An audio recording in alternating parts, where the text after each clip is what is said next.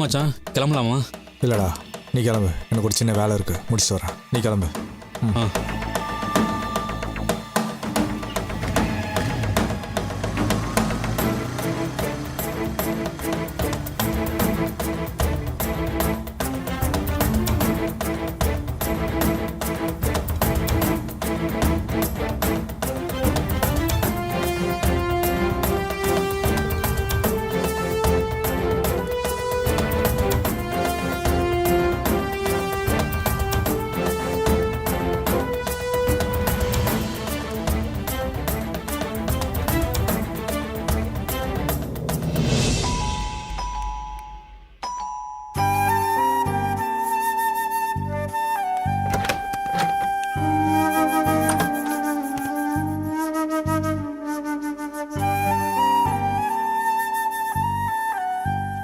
உள்ள வாங்க.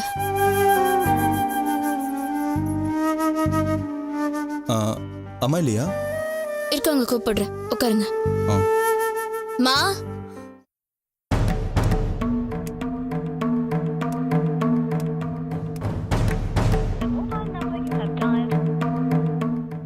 இங்க பாரு.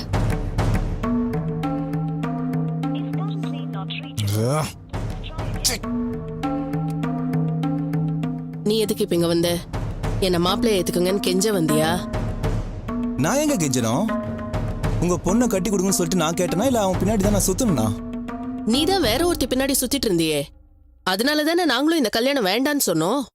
எல்லாம் முடிஞ்சதுக்கு அப்புறம் இந்த வீட்டுல உனக்கு என்ன வேலை? எங்க உங்களுக்கு இஷ்டம் இல்லைன்னா அதை சொல்ல வேண்டியது தானே?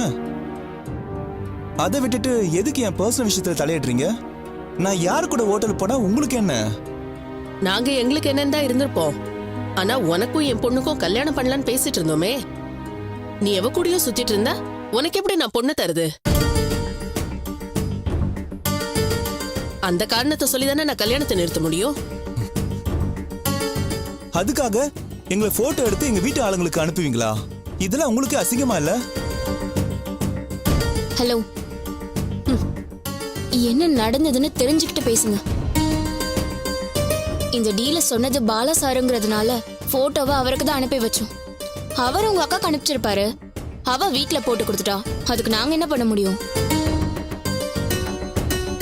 இங்க பாரு, நீ சண்டை போடணும்னா அந்த பாலா கிட்ட போய் சண்டை போடு, இல்ல உன் அருமை அக்கா கிட்ட போய் சண்டை போடு. எங்களை வந்து கேள்வி கேட்காத, கிளம்பு. கேள்வி கேட்ட தப்பு தாங்க. நான் உங்களுக்கு தேங்க்ஸ் தான் சொல்லியிருக்கணும். ஏன்னா இந்த கல்யாணம் நடக்க கூடாதுன்னு நானும் தான் நினைச்சேன். நீங்களே நிறுத்துறீங்க. எனக்கு ரொம்ப சந்தோஷம். நான் கிளம்புறேன். நெல்லு, நீ இப்படி எல்லாம் பேசுறது உங்க அக்காக்கு தெரியுமா? நிச்சயமா தெரிஞ்சிருக்காதுமா. கையில கால்ல விழுந்தாது இந்த கல்யாணத்தை பேசி முடிச்சிட்டு வான்னு அவ சொல்லி அனுப்பிச்சிருப்பா. இவர் அந்த பொண்ணோட சுத்துறதுனால மாத்தி பேசுறாரு. இது மட்டும் அவன் அக்காக்கு தெரிஞ்சது பேய் ஆட்டம் ஆடிடுவா. ஏன்னா இந்த வேலைக்காக அவதான் நாய் மாதிரி அலையறவள. வார்த்தை அளந்து பேசு. அந்த வேலைக்காக அலையிறது நீங்க தான், எங்க அக்கா கிடையாது. சட்டப்படி பார்த்தா அந்த வேலை எங்க அக்காவுக்கு தான் கிடைக்கணும். அந்த நியாயம் எல்லாம் உங்க புத்திக்கு எங்க இருந்து தெரிய போகுது? அதான் குறுக்கு வழியில வந்து அந்த வேலையை அடையணும்னு பாக்குறீங்க. அந்த வேலை கிடைக்கலன்னா அப்படியே எங்க வீட்டை பிரச்சனை பண்ணி பணம் பறிக்கணும்னு பாக்குறீங்க. யாருக்குடா வேணும் உங்க பணம்? எங்களுக்கு வேலை தான் வேணும். என் பையனோட வேலை என் பொண்ணுக்கு தான் சேரணும். அவனை கொன்ன கொலைகாரிக்கு நாங்க விட்டு தர மாட்டோம். உங்க புள்ளைய கொன்னது நீங்க தான், எங்க அக்கா கிடையாது.